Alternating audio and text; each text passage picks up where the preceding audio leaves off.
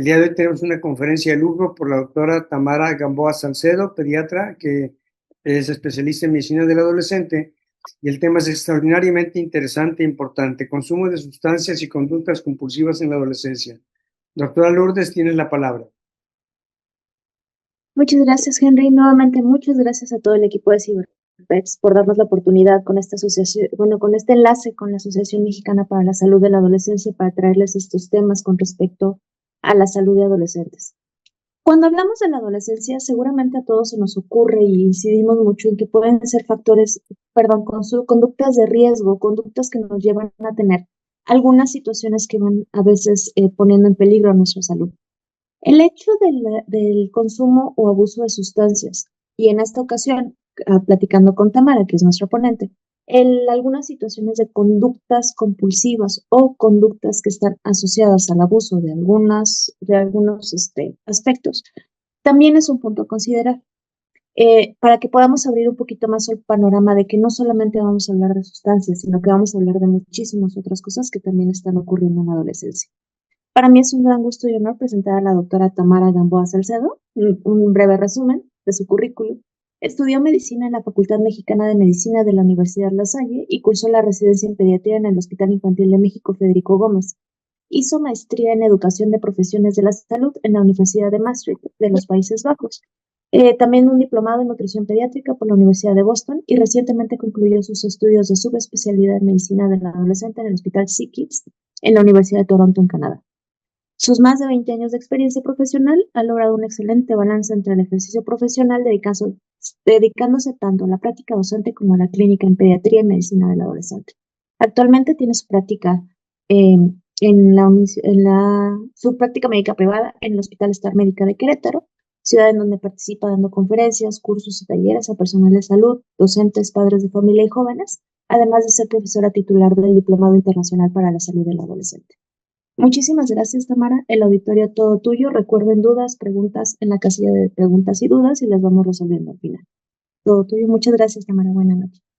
Lulu, al contrario, muchísimas gracias a ti por la invitación. La verdad es que para mí siempre es un gusto poder compartir con mis colegas un poco de lo que he tenido el gusto de aprender de medicina del adolescente. Y como bien lo decías, pues creo que el tema de consumo de sustancias y conductas compulsivas es uno de los más actuales, ¿no? Y que es importantísimo que empecemos a comprender por qué se dan estos sucesos en el desarrollo de un adolescente y de qué manera, bien importante, los pediatras podemos prevenirlos o influir de manera positiva para que no ocurran.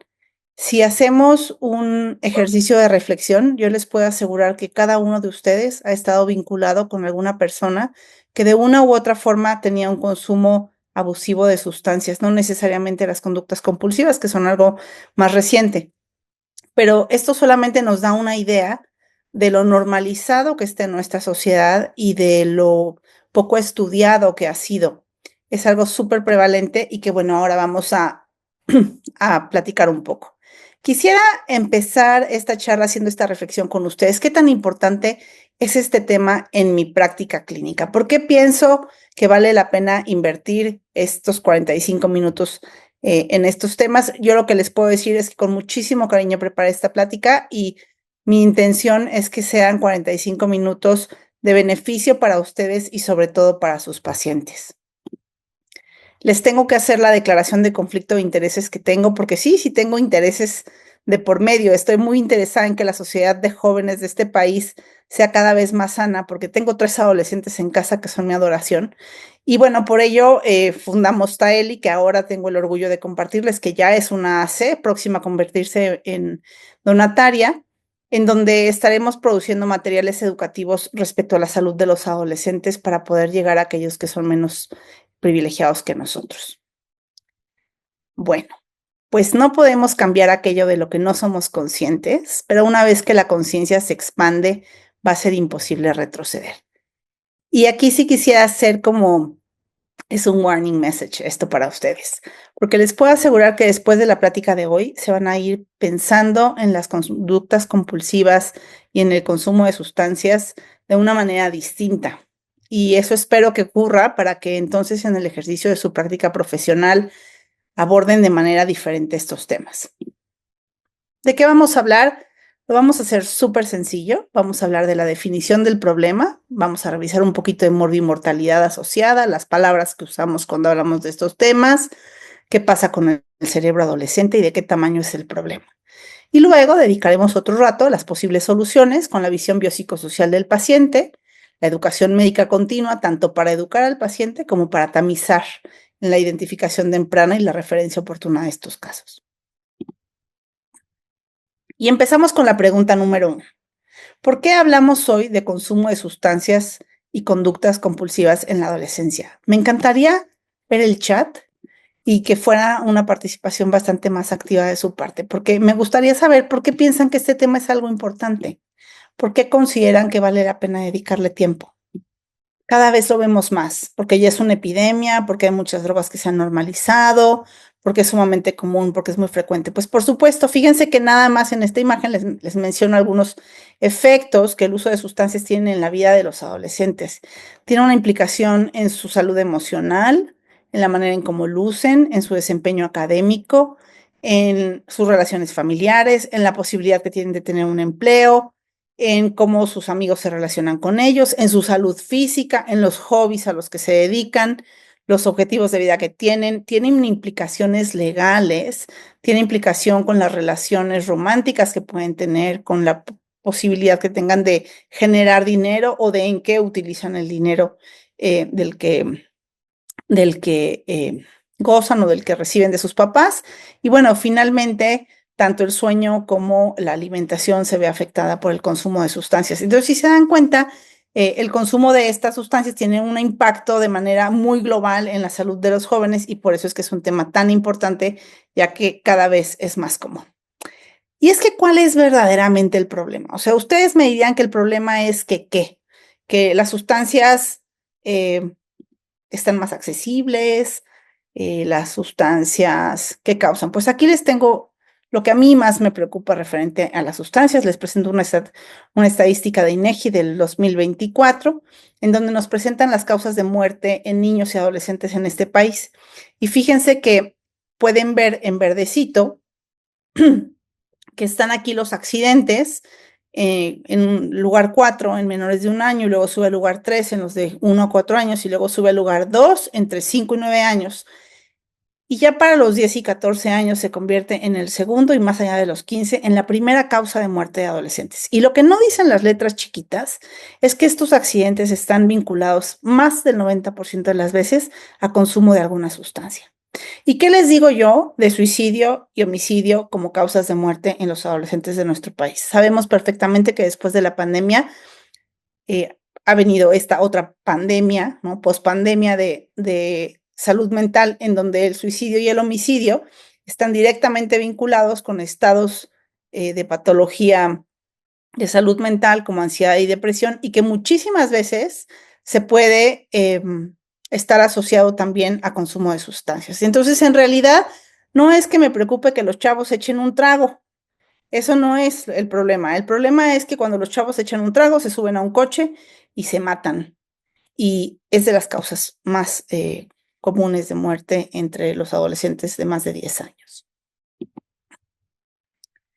No los quiero poner nerviosos, pero si ustedes ya leyeron este libro de la generación ansiosa, sabrán que el problema es enorme porque resulta ser que a partir de que salieron los teléfonos inteligentes después de 2010, en este libro nos comparten amables estadísticas de cómo ha incrementado los problemas de salud mental entre jóvenes y adolescentes. Entonces, en esta primera gráfica que tenemos arriba a la izquierda, vemos cómo a partir de 2010 y 2015, que empezaron a difundirse o a generalizarse el uso de teléfonos inteligentes, los episodios de depresión mayor en los Estados Unidos en adolescentes de 12 a 17 años incrementaron de manera brutal.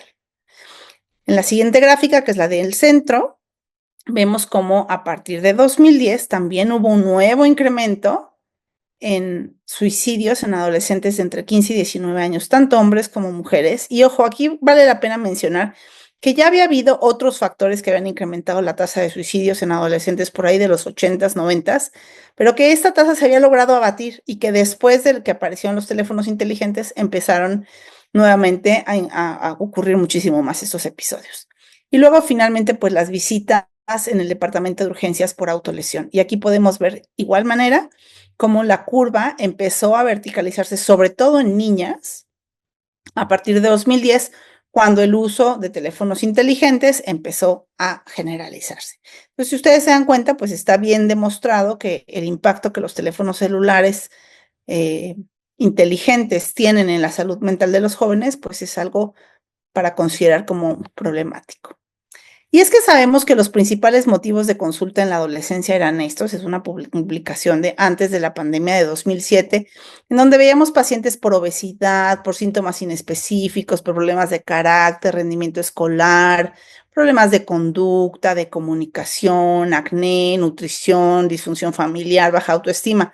Pero es un hecho que después de la pandemia, los problemas que empezamos a ver en el consultorio con adolescentes tenían mucho más que ver con problemas serios de salud mental como ansiedad y depresión, trastornos de conducta alimentaria, abuso de sustancias y conductas compulsivas. ¿Y por qué nos importa esto? Bueno, pues porque resulta ser que cuando la salud mental de un joven está alterado, pues esto va a impactar de manera muy negativa su vida de adulto.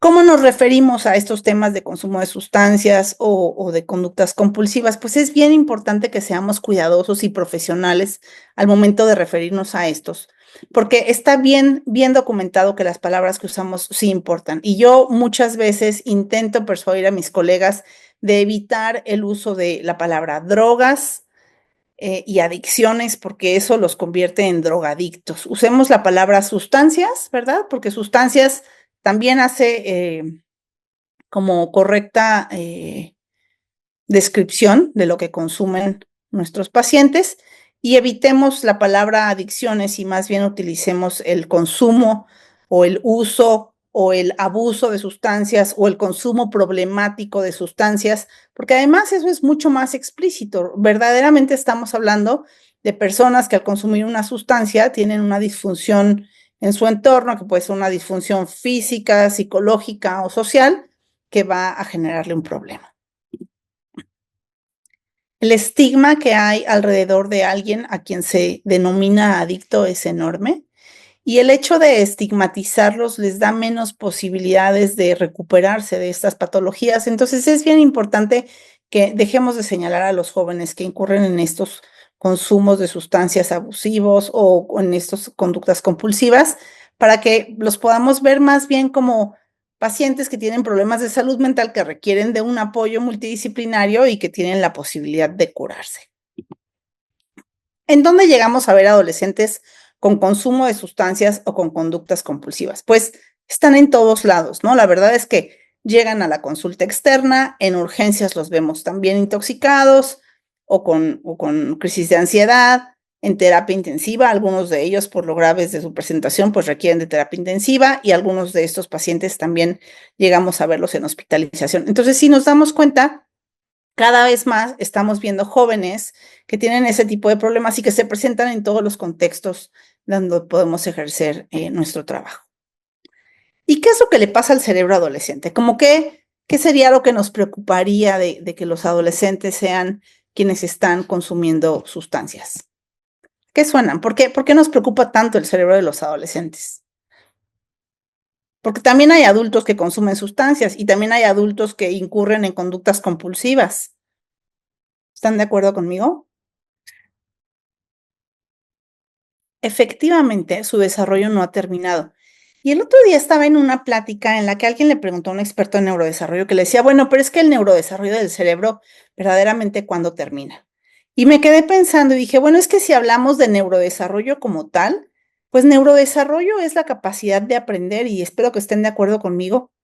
Y ojalá que hasta el último de nuestros días, nuestro cerebro se siga neurodesarrollando, ¿no? O sea, que sigamos aprendiendo. Pero es una realidad que en la adolescencia hay cambios en el cerebro que nos llaman muchísimo la atención. En este libro, la doctora Jensen y la doctora Ellis Knott describen de manera súper agradable los cambios que ocurren en el cerebro del adolescente, porque además con un fundamento científico muy sólido hacen una descripción muy amena de cómo las conductas de los adolescentes se explican perfectamente bien por los cambios que están ocurriendo en el cerebro y describen dos situaciones en particular. Uno, la poda neuronal y otro, el desarrollo de la corteza prefrontal. La poda neuronal, ya ustedes lo saben, es este fenómeno en el que algunas sinapsis que ya estaban formadas los primeros años de la vida, al dejarse de utilizar, se desconectan y entonces dejan dendritas y axones disponibles para formar nuevas conexiones y por eso sabemos que en la adolescencia los jóvenes tienen un potencial de aprendizaje mucho más importante del que pueden tener en su vida subsecuente. Y luego está la parte del desarrollo de la corteza prefrontal, que como ustedes saben, la corteza prefrontal es toda esta función de la parte frontal del cerebro, ¿verdad? En donde lo que ocurre es todo lo que nos hace humanos. Y ahorita vamos a platicar un poquito más al respecto. Hablando de neurodesarrollo del adolescente, si ustedes están de acuerdo conmigo, mirando esta gráfica, lo que vemos es que lo que más esperamos que pase con nuestros chicos es que haya desarrollo cognitivo, tanto para generar cognición en general, como para las funciones ejecutivas, que son las funciones mentales superiores. Y también estamos viendo que algo súper importante que debe de desarrollarse en la adolescencia son las habilidades sociales, el desarrollo emocional y la amistad. Si nos damos cuenta, los seres humanos somos seres sociales y esto es lo que nos permite ser la especie que domina al planeta. Entonces, hablando un poco de los diferentes cerebros que existen, ¿no? Las partes del cerebro y esta teoría del cerebro turno nos explica sumamente fácil cómo el cerebro reptiliano es este que funciona como en piloto automático y que o se paraliza o pelea. Y si ustedes piensan en una iguana o en una serpiente, pues justamente operan así, ¿no? Ante el estrés o ante una amenaza, pues o se paralizan o atacan. Luego está el cerebro límbico, que es un cerebro más evolucionado, que es el que también se reconoce que pertenece a los mamíferos, en el que ya hay emociones, memorias, hábitos. Y por eso nuestro perrito nos mueve la colita cuando está contento y por eso lo podemos educar y generarle hábitos y entrenarlo, porque este cerebro límbico en el que están las emociones ya puede condicionarse cierto tipo de aprendizaje. Y luego está la neocorteza, que es la parte en donde se desarrolla el lenguaje, la abstracción, la imaginación y el razonamiento, que son las 4 funciones que nos hacen ser verdaderamente seres humanos. Y en la parte de la corteza prefrontal, que se ve exactamente aquí, pues ocurre bien importante la maduración de esta zona para el desarrollo de las funciones mentales superiores. Pero ¿qué es bien importante que tenemos que saber? Pues que si neurodesarrollo equivale a aprender, y aprender es algo que se da en el entorno, entonces sabemos que para que ocurra ese neurodesarrollo tiene que haber un estímulo en el entorno que de manera correcta genere ese neurodesarrollo en el cerebro de los jóvenes. Yo les pongo este ejemplito de qué es lo que una tortuga necesita para ser tortuga. Su mamá va, deposita los huevos, los entierra, ahí los deja y las tortuguitas un día salen, cruzan la playa, no necesitan nada más, necesitan que no se los coma la gaviota, se meten al agua, listo, son tortugas, felices de la vida, pueden tener una vida de tortuga sin ninguna complicación. Nunca van a conocer a su mamá. Los reptiles no tienen una vida social como tal. Pero ¿qué pasa con un perrito?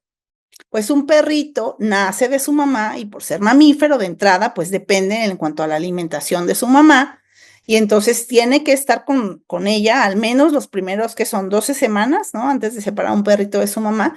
Y esa mamá le enseña ciertas cosas, ¿no? Y en las conductas de cuando vemos jugar a perros adultos, por ejemplo, nos damos cuenta que son animales sociales y que se divierten juntos y que a veces hay uno que es más dominante que el otro y que tienen interacciones sociales bastante rudimentarias, pero que sí las tienen. Cuando pensamos en los seres humanos, sabemos que el desarrollo de nuestro cerebro va a llevar más o menos 25 años de los 75 años que es la expectativa de vida. Esto quiere decir que nos dedicamos una tercera parte de nuestra vida a estar preparados para vivir como adultos. Y entonces esto nos convierte en seres sumamente dependientes. Cualquier niño en los primeros años de vida que no esté al cuidado de otro adulto de su propia especie, pues está destinado a morir. Y por eso es que me gusta decir que los humanos necesitamos aprender a ser humanos con otros seres humanos. O sea, nos toca a los adultos ser los que enseñamos a las nuevas generaciones a desarrollar su corteza prefrontal y evolucionar de manera sana. Sabemos que las funciones mentales superiores o el trabajo de la corteza prefrontal pues es todo esto, y yo nada más les voy a decir, nosotros necesitamos fomentar que nuestros chavos modulen las emociones intensas, ajusten el comportamiento cuando la situación cambia, organicen pensamientos para resolver problemas, diseñen estrategias de planeación, controlen sus impulsos y la demora de la gratificación, inhiban comportamientos inapropiados para iniciar comportamientos apropiados, consideren múltiples fuentes de información al enfrentarse en situaciones complejas, tengan la capacidad de equilibrar las recompensas del corto plazo con los objetivos de largo plazo, puedan considerar el futuro y hacer predicciones y logren enfocar la atención. Y yo me pregunto, ¿qué estamos haciendo en el entorno que les presentamos a nuestros muchachos para que estos aspectos se desarrollen? ¿Y qué pasa cuando en la crianza de un adolescente esto no se da y de pronto tenemos un adulto que no sabe modelar sus emociones?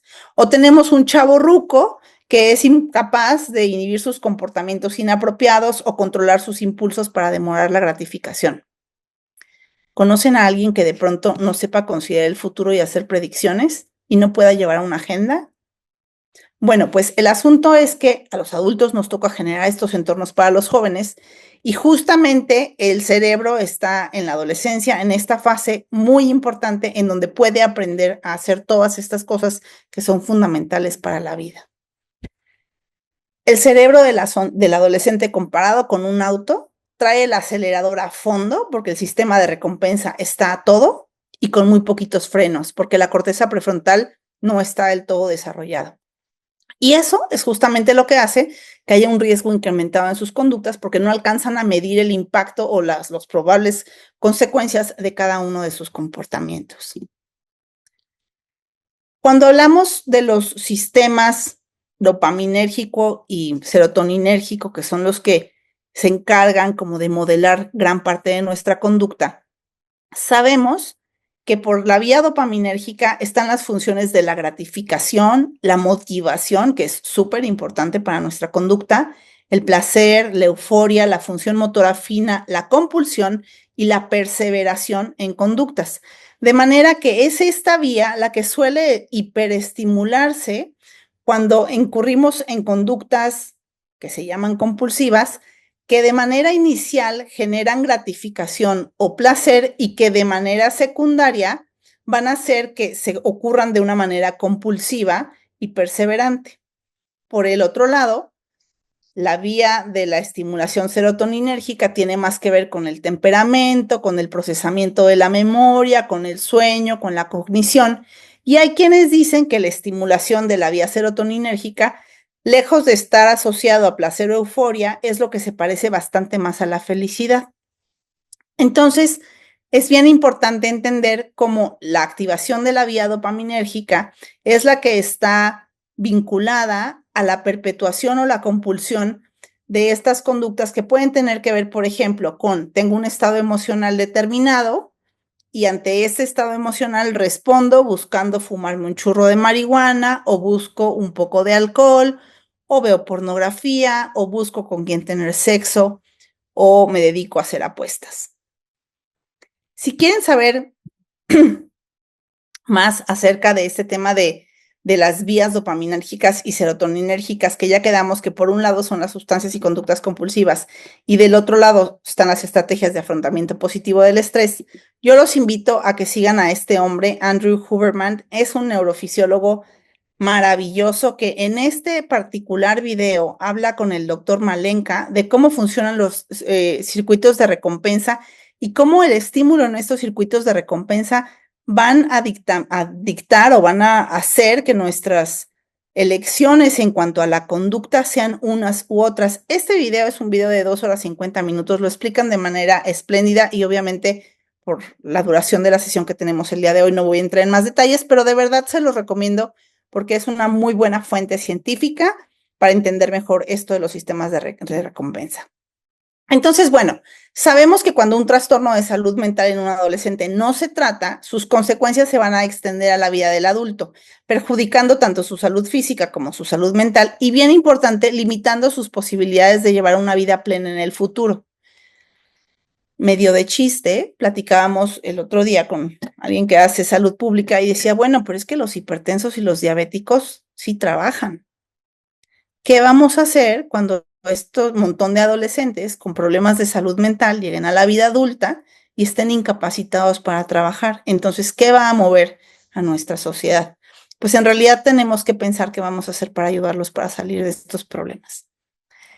Entendiendo el continuo del consumo de sustancias y conductas compulsivas en los adolescentes, tenemos que reconocer que, así como está esta imagen, yo les voy a decir, pues hay un adolescente un día que no usa para nada, no quiere sustancias, le parecen repulsivas. Pero en el momento en el que empieza a tener contacto con otros compañeros y otros pares que sí consumen, empieza a entrarle como ese gustito o esa gana de experimentar y entonces va a empezar a consumir sustancias o a lo mejor le va a dar un poco de morbo y va a querer ver algo de pornografía porque sus compañeros también la ven y entonces de esa manera va a empezar con la parte de experimentación. Cuando sus circuitos de recompensa y gratificación y compulsión se activan, entonces va a empezar a hacer esto de manera regular. Y todavía puede ser que tenga más o menos un control sobre estos, pero va a llegar un momento en el que el uso de esa sustancia se va a convertir en algo abusivo, algo compulsivo y que va a terminar en un trastorno en el impacto en el desempeño de su vida diaria, sea con problemas sociales, con problemas psicológicos o con problemas físicos de salud. Entonces, tenemos que entender que los adolescentes comienzan a experimentar primero por curiosidad. Después de esa curiosidad, la motivación que les lleva a pasar del uso regular al abuso compulsión es una motivación externa que generalmente está dada por los entornos sociales en los que se relacionan. Si nuestros jóvenes salen jueves, viernes y sábado de antro a un lugar en el que se consume alcohol y todo mundo consume alcohol y le están diciendo, ándale, no te hagas, pruébale, pues es muy probable que de experimentar se convierta esto en un uso regular y que la motivación externa sea lo que lo está haciendo actuar de esa manera. Ahora, lo que pasa ya del abuso compulsión al trastorno con el impacto del desempeño ya tiene que ver con una motivación interna, porque estos van a ser los pacientes que van a involucrarse en consumo de sustancias solos, incluso sin sus compañeros, o en conductas compulsivas también de manera muy aislada cuando están solos usando el internet, por ejemplo. ¿De qué tamaño es el problema de lo que les estoy platicando el día de hoy? Por favor, no se me estresen, porque de verdad que las estadísticas son alarmantes, pero no me gustaría que se vayan de esta plática preocupados o angustiados, sino más bien con las soluciones que tenemos para atenderlo. El consumo de sustancias en nuestro país está cada vez peor. 1 de cada 4 adolescentes en México de entre 10 y 19 años consume alcohol. Más de la mitad de los mexicanos que han consumido alcohol alguna vez en su vida lo hicieron antes de los 17 años y sabemos que eso es algo ilegal. Y el consumo de drogas ilegales en general, tanto para hombres, mujeres, en total, se ha incrementado de manera súper significativa en los últimos 10 años. Sabemos que las drogas ilegales tienen una tendencia a la alta, sobre todo en la última década, en jóvenes y adolescentes, y los centros de integración juvenil han reportado un incremento bien importante en el uso de metanfetaminas, marihuana y cocaína. De manera que estamos viendo que está habiendo un cambio epidemiológico entre el tipo de sustancias que se utilizan entre los jóvenes. En cuanto a las conductas compulsivas, no los quiero marear con tanto dato, pero fíjense qué interesante. Esta estadística de enero de 2021 decía que ya el 98.9% de las casas en este país tenían un teléfono móvil de cualquier tipo. El 98.7% era un móvil inteligente, o sea, ya no existen los teléfonos estos cacahuatitos de teclas, esos ya no existen. Y muy importante también, casi la mitad de las casas tienen una consola de videojuegos. De manera que los chicos desde edades muy tempranas, aunque no tengan un celular, sí que están estimulados o ese entorno sí que tiene consolas de videojuegos que van a promover cierto tipo de conductas que si no son reguladas pueden convertirse en patológicas. Fíjense qué cosa de qué es lo que está pasando con el uso del internet. Y estas son estadísticas de 2023. Nada más resulta ser que 78.6% de los usuarios que usan Internet ha crecido.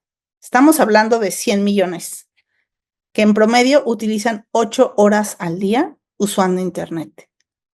8 horas al día, póngale que duermen otras 8 y nomás les quedan otras 8 para vivir.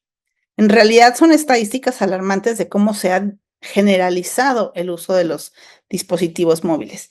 Y hablo de los dispositivos móviles y del Internet no como una sola cosa, o sea, sabemos que puede haber adicción a videojuegos, sabemos que puede haber adicción a pornografía, sabemos que puede haber adicción a apuestas, que puede haber adicción a redes sociales, que puede haber adicción a ver videos cortitos. Bien importante, el 74% de los usuarios de videojuegos es menor de 20 años, o sea, están del lado de nuestra cancha. Y fíjense estas estadísticas que no tenemos en México, no encontré nada por uso de pornografía en adolescentes, pero estas estadísticas españolas dice que la primera vez que los jóvenes se encuentran con pornografía es a los 8 años, debido a la familiaridad con la tecnología móvil. 1 de cada 4 varones comenzó a consumir pornografía antes de los 13 años y las chicas no se quedan atrás, solamente un año después, a los 14. La edad media de consumo de inicio en las mujeres es a los 16. Y bueno, este porcentaje de personas que consumen pornografía antes de los 16, pues la mayoría son hombres, pero hay un porcentaje bien alto de mujeres. Y ustedes me van a decir, bueno, pero es que pornografía siempre ha habido. Por supuesto que siempre ha habido. Nada más que antes a lo mejor había una revista en que andaban escondiendo los muchachos y se la pasaban de uno a otro, y la cantidad de pornografía que hoy hay disponible al alcance de un teléfono, pues es muchísimo mayor. Entonces el riesgo de exposición de los jóvenes es mucho más alto. En esta presentación del Congreso de Pediatría de la Asociación Española de Pediatría de 2022, la doctora Salmerón describe muy bien las actividades que se pueden ir ordenando en cuanto a su potencial de actividad. Entonces, fíjense cómo puede ser que haya apuestas online. Yo no sé si ustedes lo saben, pero en el país las apuestas online están siendo cada vez más frecuentes. Los chicos de secundaria arman sus apuestas respecto a los juegos de la NFL, respecto a los juegos del mundial, es cada vez más común. Las compras compulsivas es algo que está súper demostrado, que es una conducta que va en aumento, y ustedes pueden ver que esto pasa, compras en línea, por supuesto.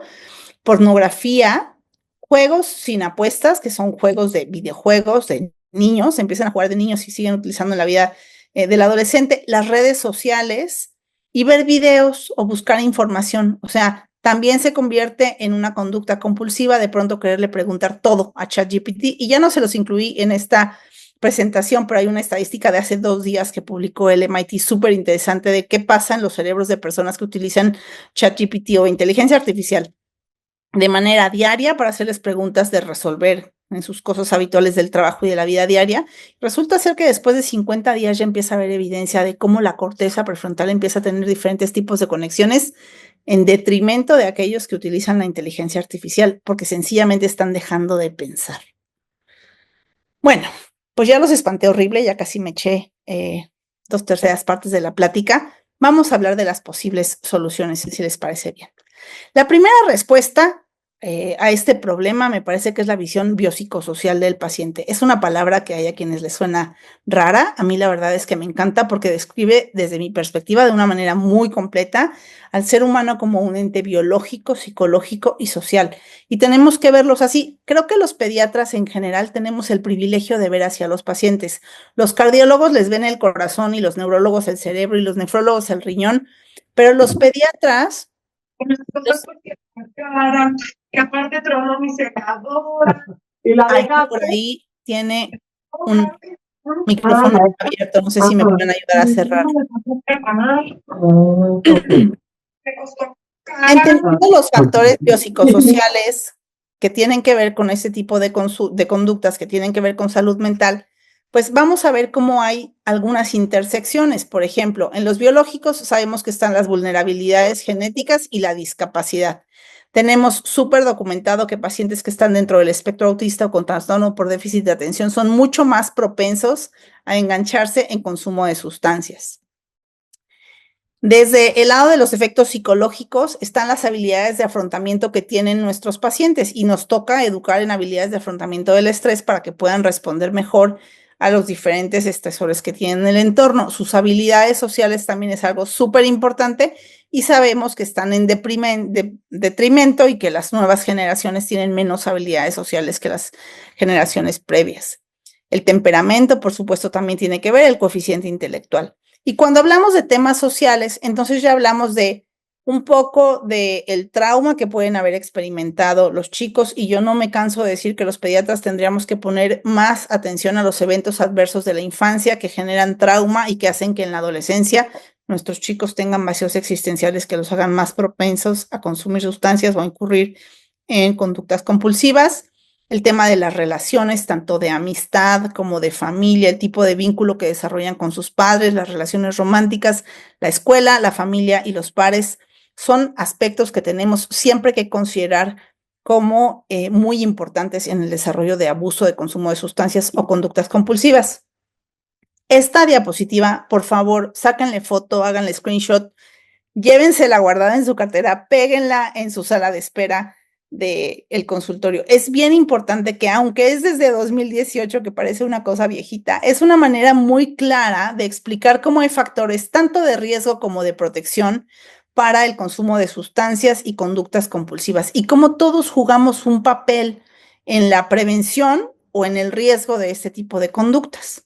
Cuando hablamos de la comunidad, el riesgo está en el acceso a las sustancias. Cuando las sustancias están accesibles, pues entonces hay más facilidad de que se comporten con estos abusos. Cuando las leyes y normas son pro sustancias, bueno, pues ya que les digo, ¿no? Como riesgo en la escuela tenemos siempre cuando hay pares que usan, cuando hay un chico en primero de secundaria que ya sabe que los de tercero ya fuman vape o que ya sabe que alguien de un amigo ya consume cierto tipo de sustancias, eso ya lo condiciona o ya lo convierte en un riesgo. El ambiente escolar negativo, y este es desafortunadamente algo bien triste que estamos viendo en nuestro país con la deshumanización, con la falta de empatía, con el bullying que sufren nuestros adolescentes, pues ese es otro factor de riesgo. Y finalmente la falta de involucro escolar, que nadie le entra a resolver el tema del bullying, que nadie quiere perder a un alumno con tal de no ponerle un alto a sus conductas abusivas. Entonces las escuelas también promueven o incrementan el riesgo de que los chicos pudieran incrementar consumo de sustancias. En la familia, la escasa supervisión, mucho más a partir de que mamá y papá trabajan, la falta de vínculo, que es algo bien, bien importante. Hay papás que no conocen a sus hijos, que no saben cómo conectar con ellos y que sencillamente parecen extraños. El tema de conflicto, tanto conflicto en la pareja como conflicto entre los integrantes, o sea, papá con hijos, mamá con hijos, es bien importante. Y cuando los padres son promotores del uso de sustancias, estos 4 factores son bien importantes en la familia y nos toca a los pediatras educar a las familias en cómo estos factores incrementan el riesgo. Estoy segura que han tenido en la consulta pacientes o amigos han tenido que les platican que me da terror que mi hijo se enganche en un consumo abusivo de sustancias. No quiero que le pase. Esto es lo que le tendríamos que decir a esos papás que tienen que trabajar para reducir el riesgo. Finalmente, a nivel personal, pues por supuesto que si hay una historia de trauma o si comenzaron con inicio temprano de uso de sustancias, pues van a empezar a usar sustancias cada vez más potentes. Cuando consumen una sustancia, el riesgo de la segunda es más alto y el riesgo de la tercera es mucho más. Y bueno, el que usen sustancias para afrontar situaciones estresantes es un factor de riesgo bien importante entre los adolescentes. Hablemos de los factores de protección. A nivel comunidad, cuando existen oportunidades de participación social, de servicio social, de servicio a la comunidad, de ayudar a casas de viejitos, de ayudar a comunidades o organizaciones que tienen personas con alguna discapacidad, ese es un factor de protección. A nivel escolar, que los estándares de comportamiento sean sanos y claros. En esta escuela no se permite el consumo de alcohol. Y si te cacho consumiendo alcohol, tendrás una consecuencia que ya sabes y que como escuela estoy dispuesto a llevar hasta sus últimas consecuencias. Los vínculos de calidad entre pares, o sea, la verdadera amistad entre los muchachos es un factor protector. A nivel de la familia, el correcto vínculo, el acompañamiento y que los estándares de comportamiento sean sanos y claros es un factor de protección bien importante. Entonces, tendríamos que educar a nuestros papás y mamás en el consultorio para que tengan estos factores de protección para evitar que sus hijos caigan en consumo de sustancias o conductas compulsivas. Y por supuesto que las personas con temperamento más resiliente o que tienen más habilidades interpersonales tienen de por sí un factor de protección.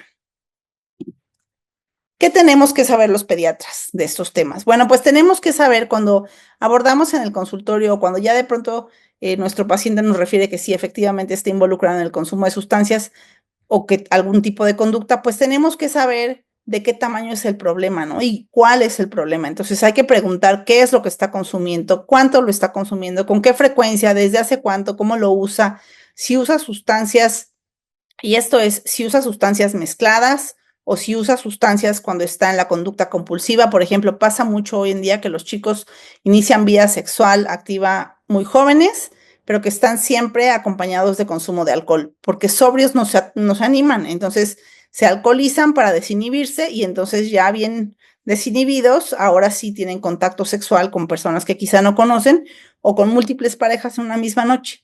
Y luego finalmente saber si hay enfermedades físicas, mentales o algunos medicamentos que puedan estar asociados. Todo esto tenemos que preguntarle al paciente para entender verdaderamente el contexto de qué es lo que está pasando. No es lo mismo un chico que en un momento vio algo de pornografía porque le dio curiosidad y los papás lo cacharon, a alguien que ya lo hace de manera repetida o habitual.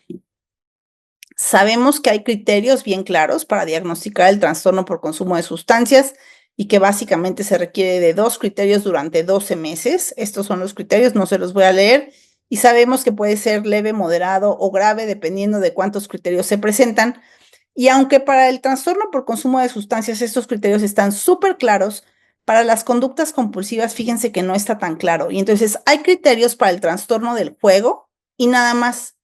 Todos los demás entran en el saco de los trastornos disruptivos del control de los impulsos y de la conducta, pero no hay en particular uno para pornografía, no hay en particular uno para redes sociales o para uso del celular, por ejemplo. La respuesta 2, ¿qué tenemos que hacer? Pues educar, educar y educar, no nos queda de otra.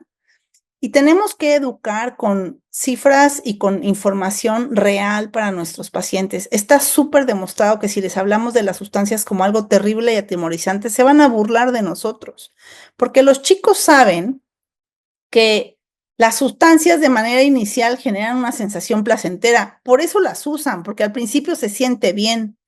Necesitamos reconocer que al principio se siente bien y que después los cambios, por ejemplo, en el comportamiento inducidos por alcohol, incrementan la ansiedad, incrementan la depresión, incrementan la toma de decisiones con riesgo, afectan el aprendizaje, generan una deficiencia de memoria, aumentan el riesgo de consumir en abuso otras sustancias y aumenta la dependencia del alcohol. Cuando hablamos de cannabis, pues hay que decirles que sí, efectivamente al principio reduce la ansiedad. Y después, ¿qué pasa? Pues que viene un rebote y entonces está asociado a aumento de la depresión, aumento de ansiedad, aumento de brotes psicóticos, genera problemas de aprendizaje, problemas de memoria y aumenta el riesgo de abuso de sustancias. ¿Qué tenemos que hacer aparte de educarlos en cuanto a los efectos de las sustancias? Y les puse nada más esas 2 porque podríamos echarnos un diplomado completo solamente hablando de sustancias. Tenemos que educar en lo que es la administración del tiempo, porque somos lo que hacemos. Entonces necesitamos educar a nuestros chicos a ocupar una agenda y ver qué van a planear hacer a lo largo del día. En esa agenda tiene que haber espacio primero para todas las conductas que son necesarias para la vida. Tienen que dormir suficientemente, tienen que alimentarse, tienen que hacer ejercicio, tienen que hacer algo creativo o artístico, tienen que tener contacto social en persona con sus familiares, con sus amigos, tienen que ir a la escuela a aprender, tienen que hacer tareas. Y después de que han hecho todo esto, quedan algunos espacios en donde quizá tendrían que aprender a hacer algunas tareas en casa, o a lo mejor pueden dedicarlo al ocio y ver un rato la tele o ver un poco de videojuegos. Pero ¿qué pasa? Que los chicos en nuestro país al menos salen a las 2 de la tarde y como los papás están trabajando o los dejan en actividades extraescolares y después de las extraescolares ya se quedan el resto de la tarde enchufados al teléfono, o los que no pueden ir a actividades extraescolares, que en algunas escuelas públicas la salida es a la 1:30, pues después de la 1:30 están en China libre conectados a los dispositivos porque no tienen otras actividades que les permitan desarrollarse de una manera más sana. Necesitamos educar a nuestros muchachos en las habilidades sociales que están perdiendo. No hay inteligencia emocional, cada vez hay menos iniciativa, hay menos creatividad, hay menos compostura, tienen menos capacidad para escuchar, menos orientación de servicio, menos perseverancia, menos paciencia, menos negociación, menos trabajo en equipo, menos manejo de conflictos, menos autoconocimiento, menos resolución de problemas. La verdad es que las habilidades sociales van a la baja. Y aquí la parte triste es que nuestra corteza, que tanto presumimos los seres humanos, que es lo que nos ha hecho subsistir tanto tiempo en este planeta y de manera exitosa, pues está justamente dada por nuestras habilidades sociales y nuestra capacidad para colaborar. Entonces tenemos que enseñarles a los muchachos a desarrollar estas habilidades. En la respuesta 3 que tengo para ustedes, la otra cosa que podríamos hacer, pues es tamizar y seguir tamizando. Preguntar 1000 veces. Aquí les presento 3 herramientas que pueden utilizarse con adolescentes. Uno es el S2B1 para una brief intervention buscando uso de sustancias. Hay otro que es el BSTAT, que es para alcohol, tabaco y otras sustancias. Son cuestionarios de 5 y 7 preguntas súper fáciles de administrar, que se hacen en 1 minuto y que nos permiten nada más saber si han consumido sustancias en el último año y qué efectos han tenido con estas. Súper recomendables, las pueden buscar así en Google, están incluso en versión disponible en español, ya validadas para que se puedan utilizar en el consultorio. Y bueno, pues, ¿qué les voy a recomendar? Que sigamos leyendo y que sigamos aprendiendo, porque algo de lo que en los últimos 2 años al menos he tenido la dicha de descubrir respecto a lo que pasa con las conductas compulsivas y los abusos de sustancia entre nuestros jóvenes tiene que ver con que responde a un vacío existencial de la persona, un vacío que se gesta desde el momento en el que no están bien vinculados los chicos con sus padres, al no generarse un vínculo sano y tener un vínculo ansioso o un vínculo evasivo. Estos chicos empiezan a tener vacíos existenciales que al momento de la adolescencia les generan sensaciones sumamente displacenteras y que buscan llenar con el sistema dopaminérgico del placer y del gusto y la gratificación, y entonces así es como incurren en las conductas compulsivas. Súper recomendable este libro de Una Buena Vida. Es un estudio que hicieron en Harvard respecto a los predictores de bienestar y felicidad y salud en 3 generaciones de diferentes hombres en el norte de Estados Unidos, en donde encontraron que el único factor predictor de felicidad y de bienestar en la vida son las relaciones sociales que tenemos. Entonces, yo espero que esta plática les deje de mensaje que tenemos que promover el sano vínculo desde el nacimiento de un pequeñito con sus padres, nada de que está llorando en la exploración física y le ponen el teléfono celular en lugar de darle un abrazo o hablarle, mirarlo a los ojos, porque en realidad lo que está pasando es que esas conductas solamente los están condicionando como animalitos a responder a la imagen que hay en el teléfono y no están desarrollando las habilidades sociales como personas. Este es el juego en el que todos jugamos y o todos ganamos o todos perdemos. Yo quisiera preguntarles qué van a hacer diferente en su práctica después de esta charla y quisiera, por último, compartirles que tenemos una modificación en el Diplomado Internacional para la Salud del Adolescente, porque lo que queremos es que más pediatras aprendan de estos temas y ahora lo que hemos hecho es que dividimos todo el diplomado en 5 cursos. Empezamos el primero en 1 de septiembre con Introducción a la Medicina del Adolescente. Y bueno, lo que buscamos con esto es que tengan más tiempo para aprender de las charlas que hay. También redujimos el costo de manera muy significativa porque de esta manera ustedes pueden ir tomando lo que va siendo de su interés. Y bueno, pues si les interesa, por favor, tómenle una fotito a este QR, déjenos sus datos y el equipo de difusión del diplomado los va a contactar. Muchísimas gracias. Bueno, tenemos poco tiempo, no hay muchas preguntas de la audiencia. Quiero subir las preguntas que habíamos programado. ¿Puedes subir la primera pregunta, Tamara? Sí. Pueden contestar la pregunta. Dice, las causas de mortalidad en adolescentes se asocian principalmente a consumo de sustancias. ¿Falso o verdadero? Damos 10 segundos, 20 segundos, vamos a abrir la votación. Compartimos resultados. Eso es lo que responde la gente, ¿sí? Tamara. Sí, totalmente de acuerdo. O sea, aunque son las letras chiquitas, no se reporta como consumo de sustancias, pero los accidentes están súper vinculados a consumo abusivo de sustancias. Ok, vamos a ver la siguiente pregunta. Dice, adicto y adicciones. Preferimos usar el término adictos y adicciones para que se note quién está actuando mal en contra de nuestra sociedad. Muy bien. Comparto resultados. Ok. Falso. Sí, es falso. Todavía una tercera parte contestó verdadero. Por favor, cuidemos mucho las palabras que usamos cuando hablamos de estos temas con adolescentes. No se trata de señalar y aislar, se trata de incluir y acompañar. Exacto. Ok, vamos a la que sigue. Dice, los seres humanos no necesitamos de otros para ser quienes somos. Finalizo y comparto resultados.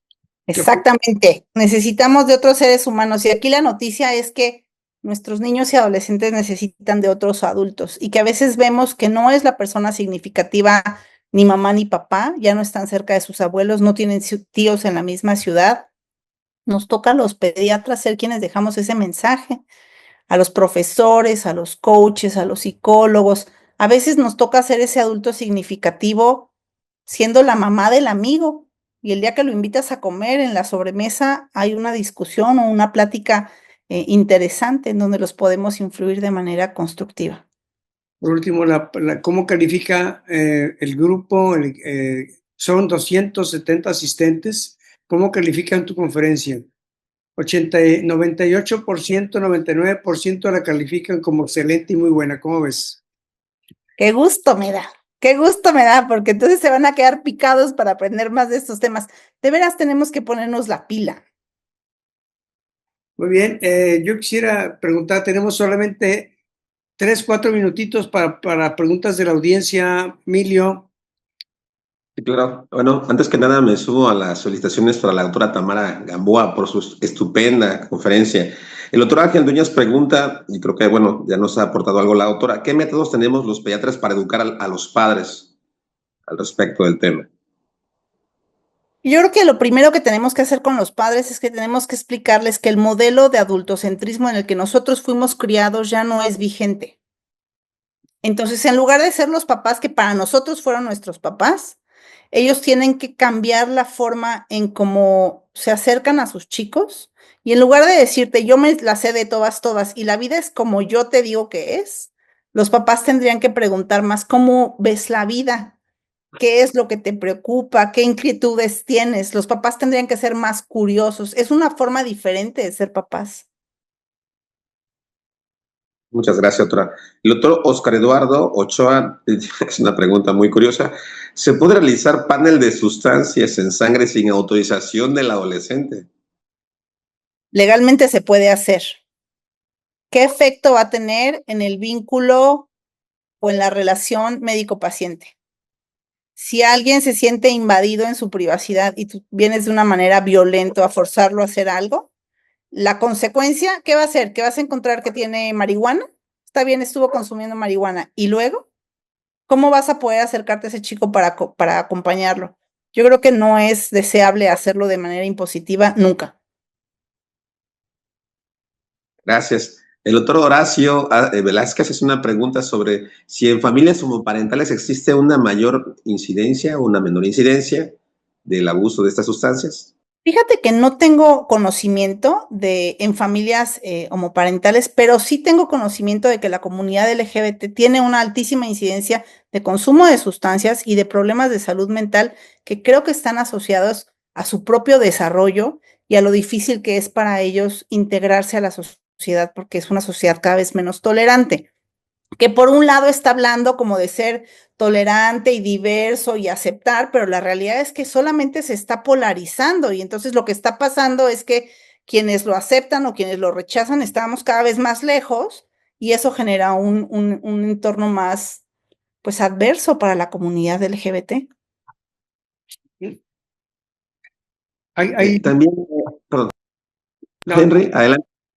Es que aquí hay un comentario muy bueno de Lourdes Aguilar Mendoza acerca de lo que estabas comentando sobre los problemas de los adolescentes. Y dice, porque la mayoría vive el mayor tiempo solos porque los padres trabajan, o sea, lo que tú comentaste ahorita, la falta de vínculo familiar. Creo que ese es un punto bien interesante y quisiera hacer un comentario que el libro de Gordon Newfield y Newfield que tú comentas se llama Hold On to Your Kids, agarra a tus hijos, y en español también se llama De vuelta al vínculo familiar. Y dice que el suicidio en adolescentes se ha incrementado 4 veces en los últimos 50 años. Y la explicación es la cercanía de los pares. O sea, se acercan a sus pares porque les falta el vínculo familiar. El vínculo con sus pares genera conflictos. ¿Sí? ¿Por qué? Por el bullying y ciberbullying. Bien interesante. Entonces, esto que está diciendo, y tú lo comentaste, Tamara, es un punto extraordinario que hay que influir mucho en la consulta pediátrica. Los quiero dejar con un mensaje que me parece que es súper importante para compartirle a los papás en nuestro consultorio. Ser papá es tener el privilegio de vivir en primera fila lo que le pasa a tus hijos. Primera fila. Porque estás ahí. Tú eres el invitado especial a la vida de tus hijos. Eres la persona que más lo educa, que más lo acompaña, que más lo influye durante muchos años al principio. Tomémonoslo en serio. Invitemos a nuestros papás a esos primeros 10 años ser los invitados a la primera fila de nuestros hijos, a conectar con ellos, a disfrutarlos, a descubrirlos, a ver las personas en las que se van a convertir. De verdad que no hay nada más gratificante que eso. No hay dinero que pague eso. Ya, interesante. Si quieres dar la última pregunta, Emilio, para despedir. Sí, bueno, una pregunta un poco personal.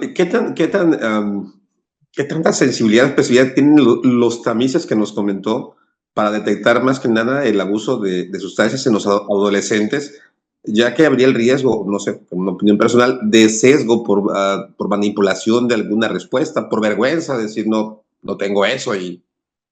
Son preguntas súper sencillas. Lo único que te preguntan es si en el último año sí o no consumiste algunas de estas. Y hay otra, el BESTAT, lo que te pregunta es si has tenido alguno de los criterios que van para abuso de sustancias, o sea, si has tenido un blackout, si has tenido algún problema con la ley por consumo de sustancias, o sea, son preguntas como muy sencillas. Ojo, no son preguntas que vamos a hacer con los papás enfrente. Cuando estamos trabajando con adolescentes, siempre en el abordaje HEADS, que ya hemos hablado muchas veces, que vamos de lo más superficial a lo más profundo, pues sustancias es de los últimos temas que tocamos. Y sustancias, sexualidad, salud mental son de los que yo personalmente dejo para la entrevista en privado. Ojo, siempre preguntar desde el principio cuál es el motivo de consulta, porque si el motivo de consulta de los papás en ese momento es que le encontraron un vapor al hijo, pues lo tienes que tratar con los papás ahí de principio. Y va a haber otro momento en que vas a sacar a los papás y vas a escarbarle un poquito más en privado al paciente. Pero no te esperes a que no preguntes cuál es el motivo de consulta, saques a los papás y nunca resuelvas por lo que vinieron a tu consultorio. Es agarrarle un poquito de colmillo a qué es lo que ellos están esperando de esa consulta y luego seguir este abordaje HEADS, y cuando llegas a la parte de sustancias, entonces le dices, bueno, quiero entender un poquito más, ¿no? Siempre normalizar. En tu escuela hay alguien que usa esto y a mí me gusta preguntarlo de lo lejano a lo cercano. Entonces siempre hay, en tu escuela hay alguien, tú conoces a alguien de tu círculo cercano de amigos consume sustancias como algo que pasa, porque sabemos que sí pasa, y entonces ya los chicos pues te van platicando qué tan cerca tienen las sustancias. Muchas gracias. Estamos en tiempo, ya estamos en tiempo y hay muchas felicitaciones. Y en primer lugar, yo quiero agradecer a la doctora Tamara Gamboa por su excelente conferencia. No solo soy yo, todo el público, la asistencia dice lo mismo. Te agradece mucho la calidad y la puntualidad de tu conferencia. Emilio, ¿quieres despedir a la doctora? Sí, antes que nada también me sumo a las felicitaciones y agradecerle a la autora por esta excelente ponencia. Nos deja un área de oportunidad que de hecho en uno de los comentarios se hizo patente, es decir, creo que los pediatras y también los internistas hemos dejado de lado a los adolescentes, es ese espacio de la vida que ya no hemos estado atendiendo, y creo que esa es una buena llamada de atención, una buena jalada de orejas, por así decirlo, para retomar esta importante fase de la vida que tiene que atenderse, ¿no? Muy bien. Lulú. Regresar a las felicitaciones, Tamara. Tamara es una profesionista, es una mamá, es una persona que está muy comprometida con la parte de la medicina del adolescente y con que todos tengamos un futuro más sano trabajando desde nuestros adolescentes, desde nuestros chicos. Entonces, invitarlos nuevamente a que cuando tengamos sesiones de AMS estén con nosotros.